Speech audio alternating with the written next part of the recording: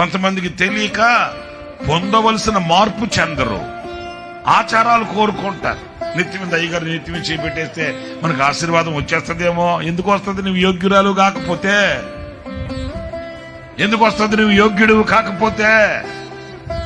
బ్రతుకు మారకుండా, వాక్యం చేత హృదయం శుద్ధి కాకుండా, నీలో ఒక పరివర్తన లేకుండా, నీలో ఒక పరిశుద్ధత కలగకుండా, నీలో ఒక ఆధ్యాత్మికమైన విలువ మీద చింతన లేకుండా, వాక్యపు ప్రక్షాళన నీలో క్రియ జరగకుండా ఊరకని నెత్తి మీద చేపెట్టించుకుని వెళ్ళిపోతే వచ్చేస్తుందా?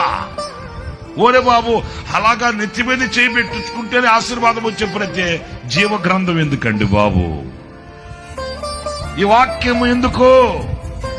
వాక్యం నిన్ను శుద్ధి చేస్తే, వాక్యం నిన్ను వెలిగిస్తే, వాక్యం నిన్ను బలపరిస్తే, వాక్యం నిన్ను సరిచేస్తే, ఆ సరి చేయబడిన మనస్సు ద్వారా కలిగే ఆ యోగ్యత, అర్హత నువ్వు అందుకుంటే ఆనాడు పలకబడిన దీవెన నీ నెత్తి మీద నిలుస్తుంది, నీ నివాసంలో ఉంటుంది. దాని దీవెన నువ్వు అనుభవించగలుగుతావు. హల్లెలూయా.